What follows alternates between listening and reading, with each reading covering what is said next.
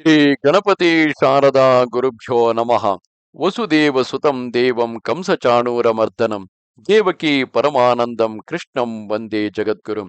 ಶ್ರೋತೃಗಳಿಗೆ ಶ್ರೀ ಅಳಸಿಂಗರಾಚಾರ್ಯ ವಿರಚಿತ ಶ್ರೀ ವ್ಯಾಸ ಮಹರ್ಷಿ ಪ್ರಣೀತ ಶ್ರೀಮದ್ ಭಾಗವತದ ಏಕಾದಶ ಸ್ಕಂದದಲ್ಲಿ ಜನಕಾರ್ಷಭ ಸಂವಾದವು ಎಂಬ 5ನೆಯ ಅಧ್ಯಾಯಕ್ಕೆ ಸ್ವಾಗತ. ವಿದೇಹರಾಜನು ತಿರುಗಿ ಪ್ರಶ್ನೆ ಮಾಡುವನು, ಎಲೈ ಆತ್ಮವಿದರೆ, ಇಂದ್ರಿಯಗಳನ್ನು ಜಯಿಸಲಾರದೆ ಕಾಮಕ್ರೋಧಾದಿಗಳನ್ನು ಅಡಗಿಸಲಾರದವರು ಪ್ರಾಯಕವಾಗಿ ಭಗವಂತನನ್ನು ಭಜಿಸದೆ ಅವನಿಂದ ವಿಮುಖರಾಗಿಯೇ ಇರುವರು. ಅಂಥವರ ಗತಿಯೇನು? ಅವರು ಯಾವ ವಿಧವಾದ ಶ್ರೇಯಸ್ಸನ್ನು ಬಯಸುವರು? ಅವರು ಆ ಸ್ಥಿತಿಯಲ್ಲಿರಲು ಕಾರಣವೇನು? ಈ ವಿಚಾರಗಳನ್ನು ನನಗೆ ತಿಳಿಸಬೇಕು ಎಂದನು.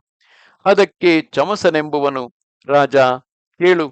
ಚತುರ್ಮುಖ ರೂಪಿಯಾದ ಪರಮ ಪುರುಷನು ಕ್ರಮವಾಗಿ ತನ್ನ ಮುಖ, ತೋಳು, ತೊಡೆ, ಪಾದಗಳೆಂಬ ಅವಯವಗಳಿಂದ ಬ್ರಾಹ್ಮಣ, ಕ್ಷತ್ರಿಯ, ವೈಶ್ಯ, ಶೂದ್ರರೆಂಬ 4 ವರ್ಣದವರನ್ನು ಸೃಷ್ಟಿಸಿ ಅವರಲ್ಲಿ ಸತ್ವಾದಿ ಗುಣಭೇದಗಳನ್ನು, ಬ್ರಹ್ಮಚರ್ಯಾದಿ ಆಶ್ರಮ ಧರ್ಮಗಳನ್ನು ಏರ್ಪಡಿಸಿರುವನು. ಇವರಲ್ಲಿ ಯಾರು ಜಗತ್ಕಾರಣನಾದ ಪರಮ ಪುರುಷನಲ್ಲಿ ಏಕಭಕ್ತಿಯನ್ನಿಡದೆ ಅವನನ್ನು ಇತರ ದೇವತೆಗಳಿಗೆ ಸಮಾನವಾಗಿ ಭಾವಿಸುವರೋ ಅವರು ಆ ವರ್ಣಾಶ್ರಮ ಧರ್ಮಗಳಿಂದ ಹೊರಗೆನಿಸಿಕೊಂಡು ನರಕದಲ್ಲಿ ಬೀಳುವರು. ಆದರೆ ಆ ಶ್ರೀಮನ್ನಾರಾಯಣನೇ ತಮಗೆ ಕಾರಣಭೂತನೆಂದು, ಅವನೇ ಸರ್ವೇಶ್ವರನೆಂದು, ಸರ್ವೋತ್ಕೃಷ್ಟನೆಂದು ಶಾಸ್ತ್ರ ದೃಷ್ಟಿಯಿಂದ ತಿಳಿಯಬಲ್ಲವರು ಅವನನ್ನು ಭಜಿಸಬೇಕಾದುದು ಸಹಜವೇ. ಆ ಜ್ಞಾನವಿದ್ದು ಅವನನ್ನು ಭಜಿಸದಿರುವವರು ಎನಿಸುವುದರಿಂದ ಅಂಥವರಿಗೆ ನರಕ ಪ್ರಾಪ್ತಿಯು ನ್ಯಾಯವೇ. ಹಾಗಿಲ್ಲದೆ ಕೇವಲ ಜ್ಞಾನಶೂನ್ಯರಾಗಿರುವವರ ಗತಿಯೇನು ಎಂದರೆ, ಶಾಸ್ತ್ರಾಧಿಕಾರವಿಲ್ಲದುದರಿಂದ ಹರಿಕಥಾ ಶ್ರವಣದಲ್ಲಿಯಾಗಲಿ ಹರಿಕೀರ್ತನದಲ್ಲಿಯಾಗಲಿ ಪ್ರವೃತ್ತಿಯಿಲ್ಲದ ಸ್ತ್ರೀ ಶೂದ್ರಾದಿಗಳು ಕೂಡ ನಿನ್ನಂತಹ ಭಗವದ್ಭಕ್ತರ ಕೃಪೆಗೆ ಪಾತ್ರರಾಗಿ ತಪ್ಪದೆ ಮುಕ್ತಿಯನ್ನು ಹೊಂದಬಹುದು. ಬ್ರಾಹ್ಮಣಾದಿ ವರ್ಣತ್ರಯದವರಿಗೂ ವೇದಾಧಿಕಾರವಿರುವುದರಿಂದ ಆ ವೇದಾಧ್ಯಯನದಿಂದಲೂ ಅದರಿಂದ ಸಂಪಾದಿಸಬಹುದಾದ ಜ್ಞಾನದಿಂದಲೂ ಭಗವದ್ ಉಪಾಸನೆಗೆ ಬೇಕಾದ ಸೌಕರ್ಯಗಳನ್ನು ಪಡೆದಿದ್ದರೂ ಕೆಲವರು ಮೋಹಪರವಶರಾಗಿ ಭಗವದ್ ಉಪಾಸನೆಯನ್ನು ಬಿಟ್ಟು ಅರ್ಥ ಕಾಮಗಳಲ್ಲಿಯೇ ಆಸೆಯುಳ್ಳವರಾಗುವರು. ಅವರು ವೇದಗಳಲ್ಲಿ ಸ್ವರ್ಗಾದಿ ಸುಖಗಳ ಆಸೆಯನ್ನು ತೋರಿಸತಕ್ಕ ಅರ್ಥವಾದಗಳಿಗೆ ಮರುಳಾಗಿ ಅವನ್ನೇ ಹಿಡಿದು ವಾದಿಸುವರು. ಕರ್ಮಗಳು ತಮಗೆ ಸಂಸಾರ ಬಂಧಕಗಳೆಂಬುದನ್ನು ತಾವು ತಿಳಿದುಕೊಳ್ಳಲಾರರು. ತಾವೇ ಪ್ರಾಜ್ಞರೆಂಬ ಹೆಮ್ಮೆಯಿಂದ ತಿಳಿದವರಲ್ಲಿ ಕೇಳಿ ತಿಳಿಯುವುದಕ್ಕೂ ಪ್ರಯತ್ನಿಸರು. ಕಿವಿಗಿಂಪಾಗಿರುವ ಆ ವೇದವಾಕ್ಯಗಳಿಗೆ ಮರುಳಾಗಿ ಅದನ್ನೇ ಇತರರಿಗೂ ಉಪದೇಶಿಸುವರು. ಮತ್ತು ರಜೋಗುಣ ಪ್ರಾಬಲ್ಯದಿಂದ ಅವರ ಮನಸ್ಸಿನಲ್ಲಿ ಮತ್ತೊಬ್ಬರನ್ನು ಕೊಲ್ಲತಕ್ಕ ಅಭಿಚಾರಾದಿ ಕೃತ್ಯಗಳಲ್ಲಿಯೂ ಆಸೆ ಹುಟ್ಟುವುದು. ಕ್ರೂರ ಸರ್ಪಗಳಂತೆ ಅವರು ಯಾವಾಗಲೂ ಕೋಪವಶರಾಗಿರುವರು. ದಾಂಭಿಕರು, ದುರಹಂಕಾರಿಗಳು ಆದ ಅಂತಹ ಪಾಪಿಗಳು ವಿಷ್ಣು ಭಕ್ತರನ್ನು ಅಪಹಾಸ್ಯ ಮಾಡುವುದು ಉಂಟು. ಅವರು ಯಾವಾಗಲೂ ಸ್ತ್ರೀಯರನ್ನೇ ಪರದೈವದಂತೆ ಪೂಜಿಸುವರೇ ಹೊರತು ಗುರು ಹಿರಿಯರನ್ನು ಸೇವಿಸಲಾರರು. ಮೈಥುನ ಸುಖವೊಂದೇ ಅವರಿಗೆ ಪರಮ ಸುಖವು. ಆತ್ಮಸ್ತುತಿಯು, ತಮ್ಮ ಅಭ್ಯುದಯವನ್ನು ಹೇಳಿ ಹೇಳಿ ಹಿಗ್ಗುವುದು ಅವರಿಗೆ ನಿತ್ಯ ಕೃತ್ಯವು. ಅವರು ಲೋಭ ಬುದ್ಧಿಯಿಂದ ಇತರರಿಗೆ ಅನ್ನ ವಸ್ತ್ರಗಳನ್ನಾಗಲಿ ದಕ್ಷಿಣೆಗಳನ್ನಾಗಲಿ ಕೊಡದಂತೆಯೇ ದಂಭಕ್ಕಾಗಿ ಯಜ್ಞಗಳನ್ನು ನಡೆಸುವರು. ತಮ್ಮ ಸುಖಕ್ಕಾಗಿ ನಿಷ್ಕಾರಣವಾಗಿ ಪಶುಗಳನ್ನು ಕೊಲ್ಲುವರು. ಅದರಿಂದ ಉಂಟಾಗುವ ದೋಷವೇನೆಂಬುದನ್ನು ಭಾವಿಸಲಾರರು. ಮತ್ತು ತಮ್ಮ ಕುಲ, ರೂಪ, ಧನ, ಅಧಿಕಾರ, ವಿದ್ಯೆ, ದಾನ ಕರ್ಮಾದಿಗಳಿಂದ ಹೆಮ್ಮೆಗೊಂಡು ಸರ್ವೇಶ್ವರನಾದ ಶ್ರೀಹರಿಯನ್ನು, ಹರಿಭಕ್ತರನ್ನು, ಸಾಧುಗಳನ್ನು ನಿರಾಕರಿಸುವರು. ಆ ಭಗವಂತನು ಸಮಸ್ತ ಪ್ರಾಣಿಗಳಲ್ಲಿಯೂ ಅಂತರಾತ್ಮನಾಗಿ ನೆಲೆಗೊಂಡಿದ್ದರು ಆಕಾಶದಂತೆ ಅವುಗಳ ದೋಷಕ್ಕೆ ಈಡಾಗದೆ ನಿರತಿಶಯ ಪುರುಷಾರ್ಥ ರೂಪನಾಗಿರುವನೆಂಬ ಅವನ ಸ್ವರೂಪ ಸ್ವಭಾವಗಳನ್ನು ವೇದಾಂತಗಳಿಂದ ಮಾತ್ರವೇ ತಿಳಿಯಬೇಕಾಗಿರುವುದು. ಕಾಮ್ಯ ಕರ್ಮಗಳಲ್ಲಿ ಬಿದ್ದ ಮೂಢರು ಆ ಭಗವಂತನ ಸುದ್ದಿಯನ್ನಾದರೂ ಕಿವಿಯಿಂದ ಕೇಳರು. ತಮ್ಮ ತಮ್ಮ ಮನೋರಥಗಳನ್ನೇ ಹೇಳಿಕೊಳ್ಳುತ್ತಾ ವ್ಯರ್ಥವಾಗಿ ಕಾಲವನ್ನು ಕಳೆದು ಬಿಡುವರು. ಲೋಕದಲ್ಲಿ ಮನುಷ್ಯರಿಗೆ ಸ್ತ್ರೀ ಸಂಗ, ಮಾಂಸ ಭೋಜನ, ಮದ್ಯ ಸೇವನೆ ಮುಂತಾದ ದುರ್ವ್ಯಾಪಾರಗಳೆಲ್ಲವೂ ಹುಟ್ಟುವುದು ರಾಗಾದಿ ದೋಷಗಳಿಂದಲೇ. ಆದರೆ ಶಾಸ್ತ್ರಗಳಲ್ಲಿ ಈ ವಿಚಾರವಾಗಿಯೂ ಕೆಲವು ಅವಕಾಶಗಳು ಏರ್ಪಟ್ಟಿರುವವು. ವಿವಾಹಿತೆಯಾದ ಸ್ತ್ರೀಯೊಡನೆ ಋತುಕಾಲಗಳಲ್ಲಿ ಮಾತ್ರ ಸಂಭೋಗವು, ಯಜ್ಞ ಕಾಲದಲ್ಲಿ ಮಾತ್ರವೇ ಮಾಂಸ ಭೋಜನವು, ಸೌತ್ರಾಮಣಿ ಎಂಬ ಇಷ್ಟಿಯಲ್ಲಿ ಮಾತ್ರವೇ ಸುರಾಪಾನವು ವಿಹಿತವಾಗಿದೆ. ಮಿಕ್ಕ ಕಾಲಗಳಲ್ಲಿ ಇವುಗಳನ್ನು ತ್ಯಜಿಸಬೇಕು ಮತ್ತು ಸಂಪಾದಿಸಿದ ಧನಕ್ಕೆ ಭಗವತ್ ಪ್ರೀತಿಕರಗಳಾದ ಧರ್ಮಗಳೇ ಫಲವೇ ಹೊರತು ವಿಷಯೋಪಭೋಗಗಳಲ್ಲ. ಅಂತಹ ಧರ್ಮಗಳನ್ನು ನಡೆಸುವುದರಿಂದ ಪ್ರಕೃತಿ, ಜೀವ, ಪರಮಾತ್ಮ ವಿವೇಚನ ಪೂರ್ವಕವಾಗಿ ಆ ಭಗವಂತನ ಯಥಾತ್ಮ್ಯ ಜ್ಞಾನ ಉಂಟಾಗುವುದು. ಈ ಜ್ಞಾನವು ಹುಟ್ಟಿದ ಮೇಲೆ ಹಸಿವು, ಬಾಯಾರಿಕೆ ಮುಂತಾದ ಷಡೂರ್ಮಿಗಳನ್ನು ಜಯಿಸಬಹುದು. ಇದನ್ನು ತಿಳಿಯದೆ ಕೆಲವರು ವಿಷಯೋಪಭೋಗಕ್ಕಾಗಿಯೇ ಧನವನ್ನು ಉಪಯೋಗಿಸುವರು. ಅಂಥವರು ತಮ್ಮ ದೇಹವು ಎಂದಿದ್ದರೂ ಮೃತ್ಯುವಿನ ಪಾಲೆಂಬುದನ್ನು ಯೋಚಿಸದೆ ಅದರ ಪೋಷಣೆಗಾಗಿಯೇ ಶ್ರಮ ಪಡುವರು. ಇಂಥವರು ಕೇವಲ ನಿಂದ್ಯರು. ಯಜ್ಞ ಕಾಲಗಳಲ್ಲಿ ವಿಹಿತಗಳಾಗಿರುವ ಸುರಾಪಾನ, ಮಾಂಸ ಭಕ್ಷಣಗಳೆರಡು ತನಗೆ ಪ್ರಾಣಭೂತನಾದ ಪರಮಾತ್ಮನ ಪ್ರೀತಿಗಾಗಿಯೇ ಹೊರತು ತನ್ನ ತೃಪ್ತಿಗಲ್ಲ. ಇದರಲ್ಲಿ ಮಾಡಿದ ಪಶುವಧವು ಹಿಂಸೆ ಎನಿಸುವುದಿಲ್ಲ. ಅವುಗಳಿಂದ ಆತ್ಮಶುದ್ಧಿಯೇ ಹೊರತು ದೋಷವಿಲ್ಲ. ಋತುಕಾಲದಲ್ಲಿ ಪತ್ನಿ ಸಂಭೋಗವು ಕೂಡ ಸಂತಾನಾರ್ಥವಾಗಿಯೇ ಹೊರತು ರತಿ ಸುಖಕ್ಕಲ್ಲ. ಈ ಸಂತಾನವನ್ನು ಪಡೆಯುವುದರಿಂದ ಪಿತೃ ಋಣದಿಂದ ಮುಕ್ತನಾಗುವನು. ಯಾರು ಈ ಧರ್ಮ ಸೂಕ್ಷ್ಮವನ್ನು ತಿಳಿಯದೆ ತಾವೇ ದೊಡ್ಡ ಕರ್ಮನಿಷ್ಠರೆಂಬ ಹೆಮ್ಮೆಯಿಂದ ನಿರ್ಭಯರಾಗಿ ಪಶು ಹಿಂಸೆಯನ್ನು ಮಾಡುವರು, ಅಂಥವರು ಸತ್ತ ಮೇಲೆ ಪರಲೋಕದಲ್ಲಿ ಆ ಪಶುಗಳಿಂದಲೇ ತಾವು ಭಕ್ಷಿಸಲ್ಪಡುವರು.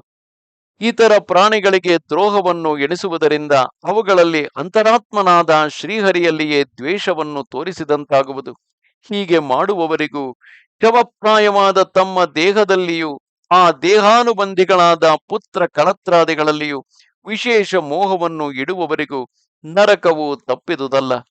ಜ್ಞಾನ ನಿಷ್ಠೆ ಎಂಬ ತಮ್ಮ ಮೌಢ್ಯವನ್ನು ಕಳೆಯದೆ ಧರ್ಮಾರ್ಥ ಕಾಮಗಳೆಂಬ ತ್ರಿವರ್ಗಗಳನ್ನೇ ಪ್ರಧಾನವಾಗಿಟ್ಟುಕೊಂಡು ಅದರಿಂದ ಕ್ಷಣ ಮಾತ್ರವೂ ಉಪಶಾಂತಿಯಿಲ್ಲದೆ ದುಡಿಯುವವರನ್ನು ಆತ್ಮಘಾತುಕರೆಂದೇ ಹೇಳಬಹುದು. ಹೀಗೆ ಆತ್ಮಘಾತುಕರಾದ ಅಜ್ಞಾನಿಗಳಾಗಿದ್ದರು ತಮ್ಮನ್ನೇ ಮಹಾಜ್ಞಾನಿಗಳಂತೆ ಎಣಿಸತಕ್ಕವರು ಕೊನೆಗೆ ಕಾಲವಶದಿಂದ ತಮ್ಮ ಮನೋರಥಗಳೆಲ್ಲವೂ ಕೆಟ್ಟು ಹೋದಾಗ ಆಶಾ ಭಂಗವನ್ನು ಹೊಂದಿ ಬದುಕಿರುವಾಗಲೇ ಅನೇಕ ಕ್ಲೇಶಗಳನ್ನು ಹೊಂದುವರು. ಕೊನೆಗಾಲಕ್ಕೆ ಅವರು ತಾವು ಎಷ್ಟೋ ಕಷ್ಟಪಟ್ಟು ಪೋಷಿಸುತ್ತಾ ಬಂದ ಗೃಹ ಧನಾದಿಗಳನ್ನು, ಹೆಂಡಿರು ಮಕ್ಕಳನ್ನು ಬಿಡಲಾರದೆ ಬಿಟ್ಟು ಹೋಗಬೇಕಾಗುವುದು. ಮತ್ತು ಅವರು ಬದುಕಿರುವವರೆಗೂ ಶ್ರೀಹರಿಯಲ್ಲಿ ವಿಮುಖರಾಗಿದ್ದುದರಿಂದ ಸತ್ತ ಮೇಲೆ ನರಕದಲ್ಲಿಯೂ ಬಿದ್ದು ತೊಳಲುವರು ಎಂದನು. ಆಮೇಲೆ ವಿದೇಹರಾಜನು ತಿರುಗಿ ಆ ಮಹರ್ಷಿಯನ್ನೇ ಕುರಿತು, ಓ ಮಹಾತ್ಮ, ಭಗವಂತನು ಯಾವ ಯಾವ ನಾಮ ರೂಪ ವರ್ಣ ಭೇದಗಳುಳ್ಳವನಾಗಿ ಯಾವ ಯಾವ ವಿಧಿಗಳಿಂದ ಪೂಜಿಸಲ್ಪಡುತ್ತಿದ್ದನೆಂಬುದನ್ನು ತಿಳಿಸಬೇಕು ಎಂದು ಕೇಳಲು, ಅದಕ್ಕ ಮಹರ್ಷಿಯು, ರಾಜ ಕೇಳು, ತ್ರೇತ, ದ್ವಾಪರ, ಕಲಿಗಳೆಂಬ 4 ಯುಗಗಳಲ್ಲಿಯೂ ಶ್ರೀಹರಿಯು ನಾನಾ ವಿಧ ವರ್ಣಗಳಿಂದಲೂ ನಾಮರೂಪಗಳಿಂದಲೂ ಕೂಡಿದವನಾಗಿ ಬೇರೆ ಬೇರೆ ವಿಧಿಗಳಿಂದ ಪೂಜಿಸಲ್ಪಡುವನು. ಕೃತಯುಗದಲ್ಲಿ ಶುಕ್ಲ ವರ್ಣದಿಂದಲೂ ಚತುರ್ಬಾಹುಗಳಿಂದಲೂ ಕೂಡಿದವನಾಗಿ ಜಡೆ, ನಾರುಮಡಿ, ಕೃಷ್ಣಾರ್ಜುನ, ಯಜ್ಞೋಪವೀತ, ಅಕ್ಷಮಾಲಿಕೆ, ದಂಡ ಕಮಂಡಲಗಳನ್ನು ಧರಿಸಿ ಬ್ರಹ್ಮಚಾರಿ ವೇಷದಿಂದಿರುವನು. ಆ ಕಾಲದಲ್ಲಿ ಮನುಷ್ಯರೆಲ್ಲರೂ ವೈರ ಬುದ್ಧಿ ಇಲ್ಲದೆ ಶಾಂತರಾಗಿ ಸರ್ವಭೂತ ಸುಹೃತ್ತುಗಳೆನಿಸಿಕೊಂಡು ಸಮದರ್ಶಿಗಳಾಗಿ ಶಮದಮಾದಿ ಗುಣಗಳಿಂದಲೂ ಧ್ಯಾನಯೋಗದಿಂದಲೂ ಕೂಡಿ ಭಗವಂತನನ್ನು ಆರಾಧಿಸುವರು. ಆಗ ಭಗವಂತನು ಹಂಸ, ಸುವರ್ಣ, ವೈಕುಂಠ, ಧರ್ಮ, ಯೋಗೀಶ್ವರ, ಅಮಲ, ಈಶ್ವರ, ಪುರುಷ, ಅವ್ಯಕ್ತ, ಪರಮಾತ್ಮನೆಂಬಿ ಹೆಸರುಗಳಿಂದಲೂ ಆ ಹೆಸರಿಗೆ ತಕ್ಕ ಗುಣಗಳಿಂದಲೂ ಕೀರ್ತಿಸಲ್ಪಡುವನು.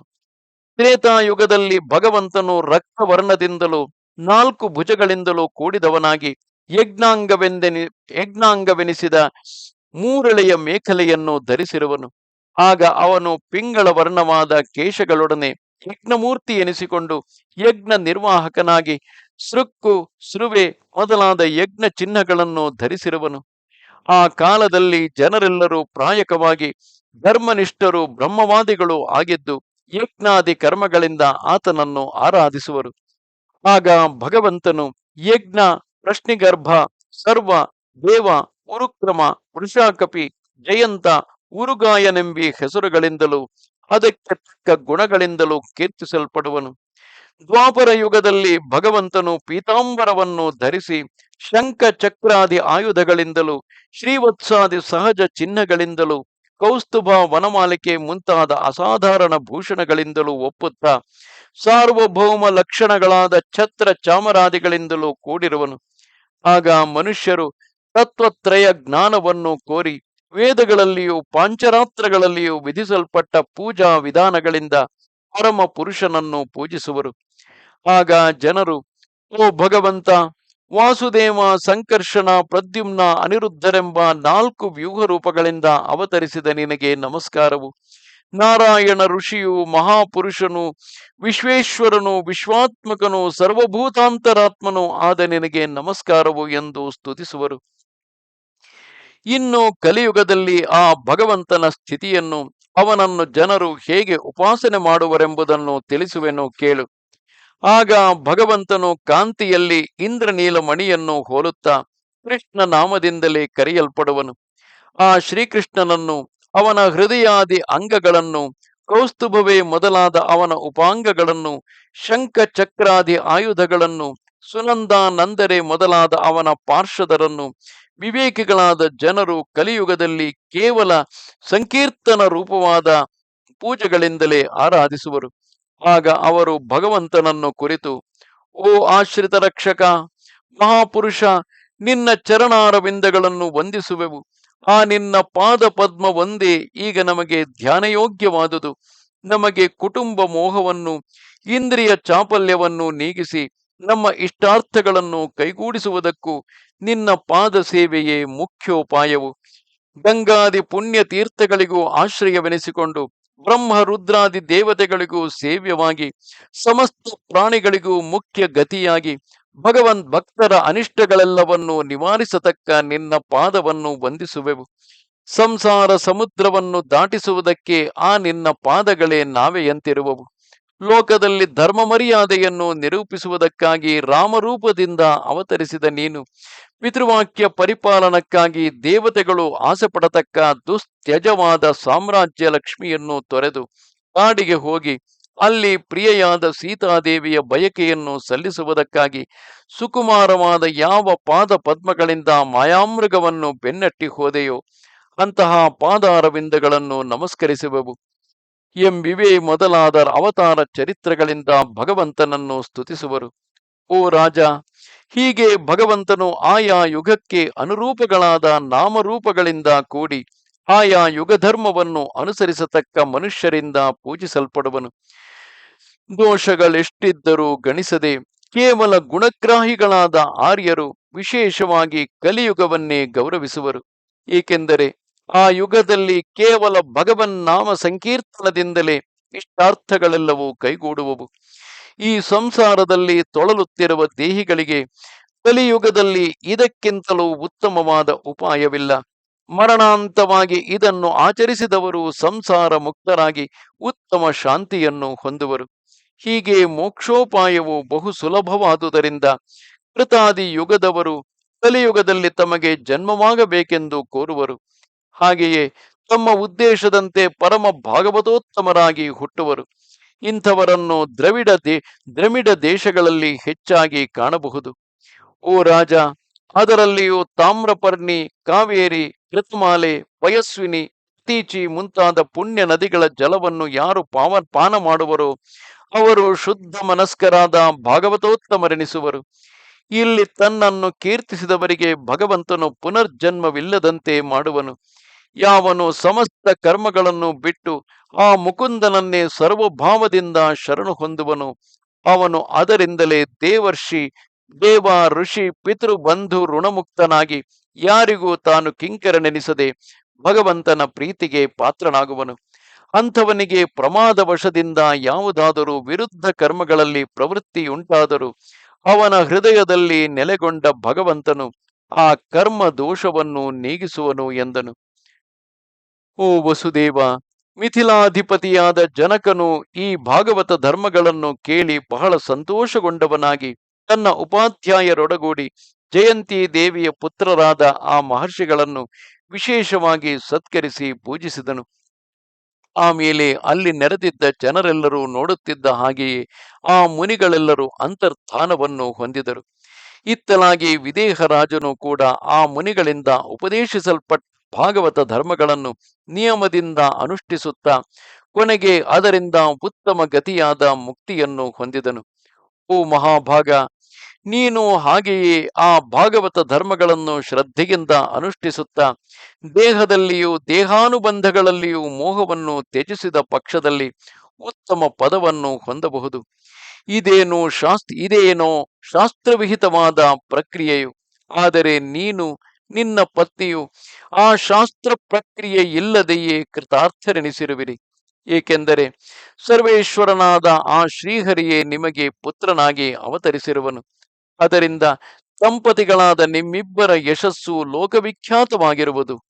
ಸರ್ವೇಶ್ವರನಾದ ಆ ಕೃಷ್ಣನನ್ನು ಪುತ್ರ ಸ್ನೇಹದಿಂದ ಕಾಣುವುದು, ಅವನ ಲೀಲೆಗಳನ್ನು ಆಗಾಗ ಕಣ್ಣಾರೆ ನೋಡುತ್ತಿರುವುದು, ಆಗಾಗ ಅವನನ್ನು ಆಲಂಗಿಸುವುದು, ಅವನೊಡನೆ ಸಂಭಾಷಿಸುವುದು, ಅವನೊಡನೆ ಸಹಶಯ್ಯೆಯಲ್ಲಿ ಮಲಗುವುದು, ಅವನೊಡನೆ ಏಕಾಸನದಲ್ಲಿ ಕುಳ್ಳಿರುವುದು, ಸಂಗಡ ಸೇರಿ ಭೋಜನ ಮಾಡುವುದು, ಹೀಗೆ ನೀವು ಯಾವಾಗಲೂ ಅವನೊಡನೆ ಕಲೆತಿರುವುದರಿಂದಲೇ ನಿಮ್ಮ ಆತ್ಮವು ಪಾವನವಾಗಿರುವುದು. ಶಿಶುಪಾಲ, ಪೌಂಡ್ರಕ, ಸಾಲ್ವ ಮುಂತಾದ ದುಷ್ಟ ರಾಜರು ಅವನಲ್ಲಿ ಆಜನ್ಮ ದ್ವೇಷವನ್ನಿಟ್ಟು ತಾವು ಮಲಗುವಾಗಲೂ ಕುಳ್ಳಿರುವಾಗಲೂ ಇತರ ಸಮಯಗಳಲ್ಲಿಯೂ ಆ ಶ್ರೀಕೃಷ್ಣನ ನಡೆನುಡಿಗಳನ್ನು ಅವನ ನೋಟಗಳನ್ನು ನೆನೆಸಿಕೊಂಡು ಅಸೂಯೆಯಿಂದ ಕುದಿಯುತ್ತಿದ್ದವರು. ಆ ವಿಧವಾದ ಬದ್ಧ ದ್ವೇಷದಿಂದ ಆ ಕೃಷ್ಣನನ್ನು ಸ್ಮರಿಸುತ್ತಿದ್ದ ಮಾತ್ರಕ್ಕೆ ಅವರಿಗೆ ಆ ಕೃಷ್ಣನೊಡನೆ ಸಾಯುಜ್ಯವು ಲಭಿಸಿರುವಾಗ ನಿಮ್ಮಂತೆ ಮನಃಪೂರ್ವಕವಾದ ಅನುರಾಗದಿಂದ ಅವನನ್ನು ಸ್ಮರಿಸತಕ್ಕವರಿಗೆ ಉತ್ತಮ ಗತಿಯು ಲಭಿಸುವುದರಲ್ಲಿ ಸಂದೇಹವೇನಿದೆ? ಓ ರಾಜ, ನಿನ್ನ ಮಗನಾದ ಆ ಶ್ರೀಕೃಷ್ಣನೇ ಸರ್ವೇಶ್ವರನು, ಆತನೇ ಸರ್ವಾತ್ಮಕನು. ಈಗ ಮಾಯಾ ಮನುಷ್ಯನಾಗಿ ತನ್ನ ಐಶ್ವರ್ಯವನ್ನು ಮರೆಸಿಟ್ಟುಕೊಂಡಿರುವನು. ಆತನು ಪ್ರಕೃತಿಗಿಂತಲೂ ವಿಲಕ್ಷಣನಾದುದರಿಂದ ಪರನೆಂದು, ಸ್ವರೂಪ ಸ್ವಭಾವಗಳಲ್ಲಿ ವಿಕಾರವಿಲ್ಲದವನಾದುದರಿಂದ ಅವ್ಯಯನೆಂದು ಕರೆಯಲ್ಪಡುವನು. ಅಂತಹ ಕೃಷ್ಣನಲ್ಲಿ ನೀನು ಇನ್ನು ಮೇಲೆ ನಿನ್ನ ಮಗನೆಂಬ ಬುದ್ಧಿಯನ್ನು ಬಿಟ್ಟು ಬಿಡಬೇಕು. ಹಾಗಿದ್ದರೆ ಸರ್ವೇಶ್ವರನಾದ ಆ ಪರಮ ಪುರುಷನು ಹೀಗೆ ಮಾಯಾಮನುಷ್ಯನಾಗಿ ಹುಟ್ಟಿರುವುದೇಕೆ ಎಂದು ಕೇಳುವೆಯಾ?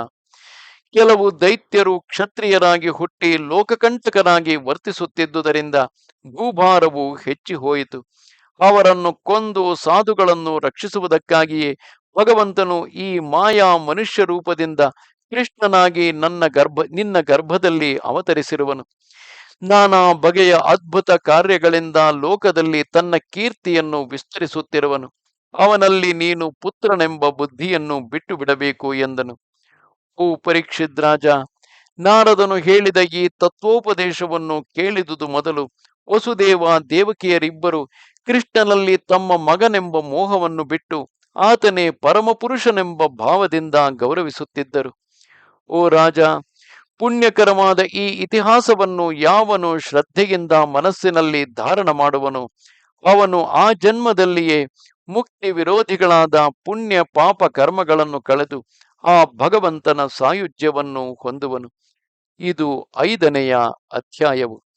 ನಮಸ್ತೆ ಶಾರದೆ ದೇವಿ, ಕಾಶ್ಮೀರ ಪುರವಾಸಿನಿ, ತ್ವಾಮಹಂ ಪ್ರಾರ್ಥಯೇ ನಿತ್ಯಂ, ವಿದ್ಯಾದಾನಂಚ ದೇಹಿಮೆ. ನಮಸ್ಕಾರ.